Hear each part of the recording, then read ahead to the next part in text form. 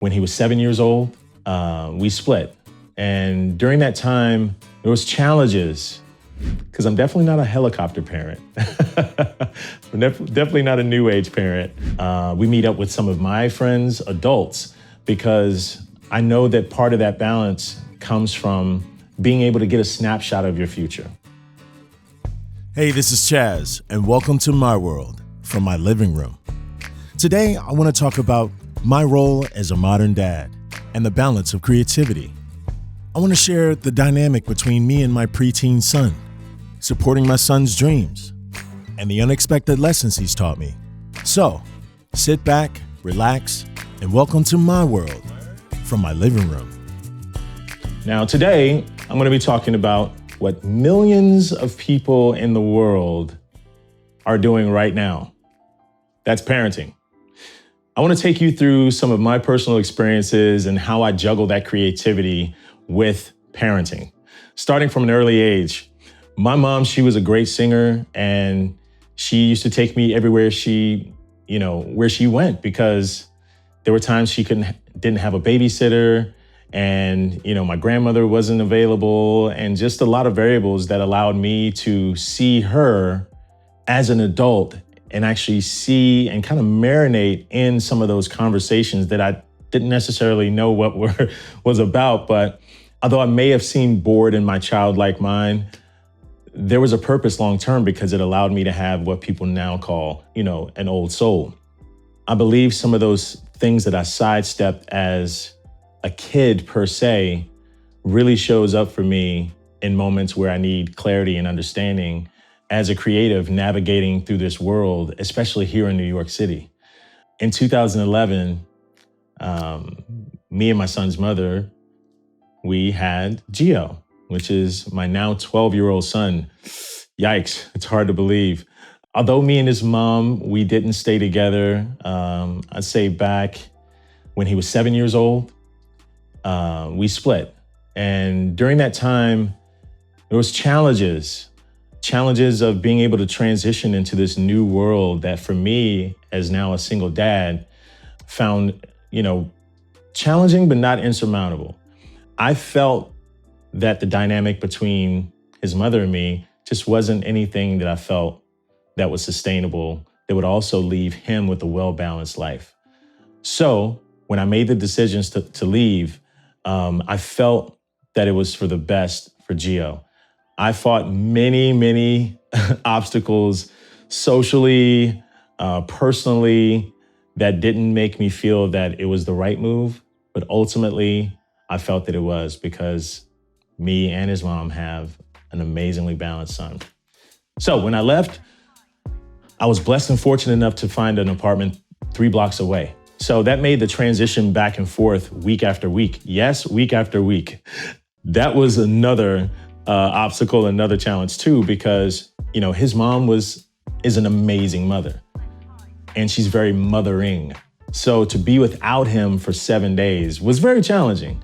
It was challenging for me too, but at the end of the day, I felt it served everyone, because times where we didn't have him, we'd actually was able to be back to ourselves as adults, and to really kind of lean into some of those things, like personal lives, like dating, like going out to restaurants, meeting up with friends, just your own personal space to watch TV and things like that. So ultimately it served us all. But my role with Gio, as we've grown through this process, I started off in a studio apartment. So he slept in the bed with me for about a good year, before I then moved into a bigger place when I was able to get on my feet. We love cooking together. We love going on photo walks together. We go out to eat in restaurants. We meet up with some of my friends, adults, because I know that part of that balance comes from being able to get a snapshot of your future. And for me as a parent, I wanted to make sure that he was able to get all the things that he was going to potentially embark on, so that he'd have an understanding early. Now, as I look back, the way that my mom raised me, going with her to a lot of things, I think that's what now helps create me to have what they call that old soul. Now, Gio, I would say, definitely has that as well. And because he's so damn handsome, it makes it very difficult to discipline him sometimes. But I have to look back and I go, you know what? There is balance with that. I speak to him directly. I make sure that he understands. I get down to his level and speak to him like a human being, not a child, because I want him to understand the human condition and how words work. When I'm disciplining him, it's usually within the framework of not spanking, not taking things away. There's a cause and effect, and there's a consequence for actions. And I feel the way that I speak with him allows him to really understand, first of all, what kind of person I am, and then second of all, what kind of person he will be. So being able to navigate a lot of those things have really, really allowed me to be a balanced parent. The moment that me and his mom, we broke up, there was never any conversation about the whys. Because during that separation, he's able to get a full vantage point of both sides of our worlds. And on some level, I believe that he understands those dynamics. He understands how mom is. He understands how I am. And he could deduce by himself as to why we didn't work out, which I believe he kind of has. I'm sure at some time, and there's been little conversations peppered in throughout his childhood as to why. But I believe that it wasn't a hard conversation when we did have those moments. And there were moments to cherish. We talk about everything. He asked me about my creative adventures. I asked him about his interests and pursuits, get him in classes like guitar, voice, a little bit of everything, just to make sure he's well balanced and really feed his interests. Anything that I see that he's interested in, I want to water that seed. Obviously, there are parental moments where we want to get him in classes to, help him grow and to help him get socialized and those other parental things. But as far as any extracurricular things that we do for him or for him are ones that we want to make his decision. Because I want to almost be that parent that kind of hovers back here and watch him walk and balance through life and kind of steer him and nudge him when he's getting off course a little bit versus hold his hand the whole way through.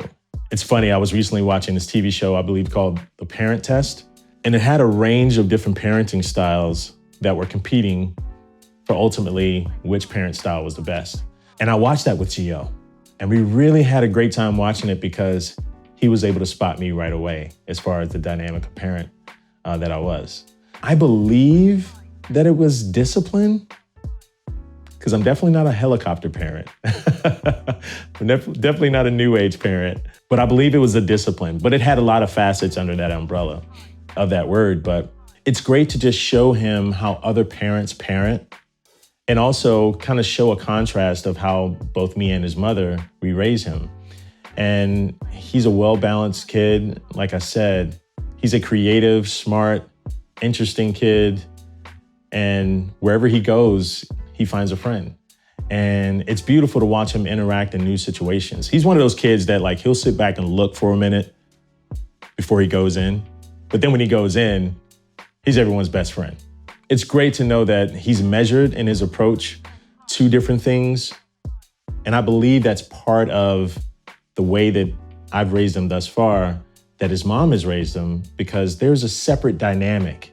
She has a family of Eastern European descent, and my new family with my new wife is from the South.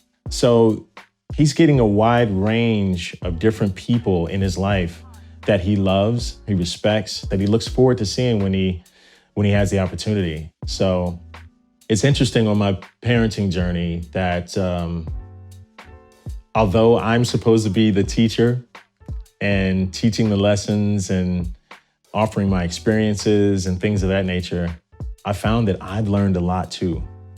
I've learned a lot about myself. I've learned about where I've been. I see a little of myself in him as far as some of the things that he ventures into. I've learned about family. For the longest time when I moved here by myself with no one.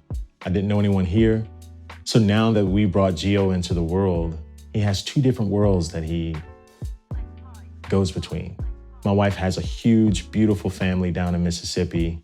And my son's mother, she has an amazing Eastern European, Georgian family that he goes to as well.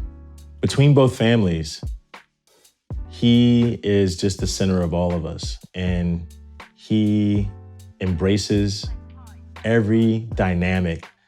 So Gio is an avid outdoorsman, if you could believe that. Yes, he was born in Brooklyn, New York, but he loves the outdoors. We used to take him to Shelter Island, which is just past the Hamptons, years ago when he was a baby. And we had like the outdoor porch, we had the pool, all that sort of stuff. And so we go out there like a week or two at a time. And he just loved that. And there was another place that we used to go to in Ottsville, Pennsylvania, that was up in the mountains, and it was beautiful, and it had like a patio kitchen, and one of those places that I saw the way that he took to nature. So fast forward today, my wife's family is from Mississippi, and they do all outdoor stuff. So when that family and that union came together, it was amazing because he had new cousins. He had new cousins that loved fishing, that loved going down to the creek and loved all these different things that nature had to offer. They also played sports. So that was another dynamic that Gio kind of came into and kind of got adopted into. With his mother, they love outdoor stuff too. And a lot of those moments that he gets to share really makes him really balanced. And I'm so proud and so happy that he gets to have this, because I know I didn't as a child. And his mother, to some degree, didn't have that. So to be able to bring him into the world that currently exists today and be able to have this balance, I'm very, very blessed. And I know that it will be something that he will fully embrace and look back on and say that, hey, I had a great childhood. Man, I'm not looking forward to him graduating high school. I already feel the tears. Anyways, guys, thank you so much once again for joining me on this podcast. These are just stories and, a diary of my life from the comfort of my home that I'd like to share with you in hopes to inspire, to just have a conversation. So if you've enjoyed this, please subscribe, like, comment. Let me know what you'd like to see, what you'd like to hear. If you have any questions or maybe some suggestions that will help me be better, let me know. I really appreciate it. Until next time, have a wonderful day.